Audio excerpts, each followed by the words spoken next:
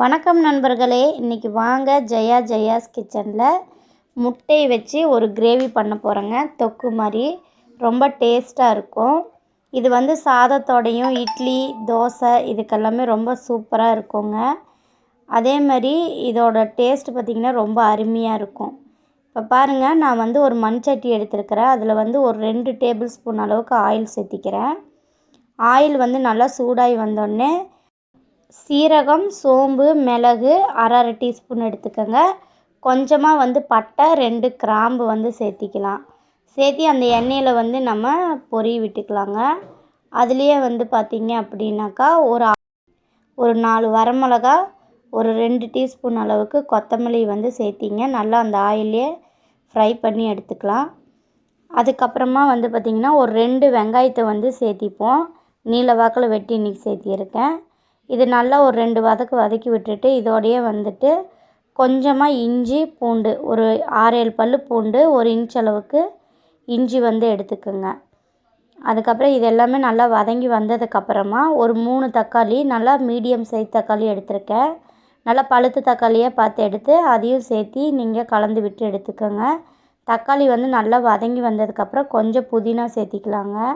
புதினா தான் இந்த கிரேவிக்கு நல்லா டேஸ்ட்டு கொடுக்கும். அதனால் புதினா கொஞ்சம் சேர்த்திட்டு நல்லா கலந்து விட்டு அதுக்கப்புறம் இது நல்லா சூடாரி வரட்டுங்க. அதுக்குள்ளே வாங்க நம்ம முட்டையை வேக வச்சு எடுத்துகிட்டு வந்துடுவோம். இப்போ பாருங்கள், நான் தண்ணி ஊற்றி வச்சுருக்கேன் மண் பாத்திரத்தில். அதே மாதிரி தண்ணி லைட்டாக நம்ம கை பொறுக்கிற அளவுக்கு சூடாக இருக்கும்போது நீங்கள் முட்டையை போட்டு வேக வச்சு எடுத்திங்கனாக்கா முட்டை உங்களுக்கு உடையாமல் நல்லா சூப்பராக வெந்து வந்துடும். இப்போ நம்ம வதக்கி வச்சுருந்ததை நல்லா பேஸ்டாக்கி எடுத்துகிட்டு வந்துக்கலாங்க மிக்சியில் போட்டு.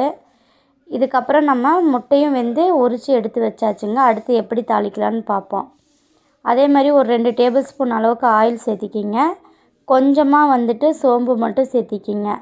சேர்த்திக்கிட்டு ஒரு 2 பச்சை மிளகா, அதுக்கப்புறம் பார்த்திங்க அப்படின்னாக்கா ஒரு வெங்காயத்தை எடுத்து நல்லா லேசாக வெட்டி அதுக்கப்புறம் சேர்த்திக்கிங்க. சேர்த்திட்டு நம்ம மசாலா அரைச்சி வச்சுருந்த மசாலாவும் சேர்த்தி தேவையான அளவு உப்பு போட்டுக்கோங்க. நான் 1 டேபிள் ஸ்பூன் அளவுக்கு போட்டிருக்கேன்.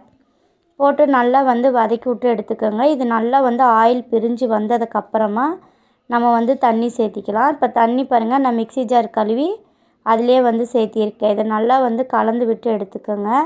ஒரு 2 கொதி மட்டும் வரட்டும். அதுக்கப்புறமா நம்ம முட்டை போட்டு எடுத்துக்கலாங்க. ஒரு 10 நிமிஷம் மூடி வச்சுருங்க. ஒரு 6-7 நிமிஷம் மூடி வச்சிங்கன்னா நல்லா இந்த அளவுக்கு நமக்கு கொதி வர ஆரம்பிச்சிடும். அதுக்கப்புறம் நம்ம எடுத்து வச்சுருந்த முட்டையை சேர்த்தி நீங்கள் இதுக்கப்புறம் மறுபடியும் இப்போ பாதி மட்டும்தான் குழம்பு வெந்திருக்கும். இதுக்கப்புறம் இந்த முட்டையை போட்டு நீங்கள் வேக வைக்கும்போது லைட்டாக அந்த முட்டைக்குள்ளார அந்த கிரேவியெல்லாம் இறங்கி நல்லா டேஸ்ட்டாக இருக்குங்க. முட்டையுமே எந்த அளவுக்கு உங்களுக்கு கிரேவி வேணுமோ அந்த அளவுக்கு வச்சுக்கோங்க. இன்றைக்கி நான் கொஞ்சம் திக்காக தான் எடுத்திருக்கேன்.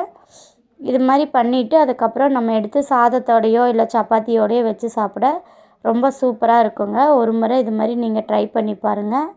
அதே மாதிரி இந்த சேனல் பிடிச்சிருந்தா சப்ஸ்கிரைப் பண்ணுங்கள், லைக் பண்ணுங்கள், ஷேர் பண்ணுங்கள்.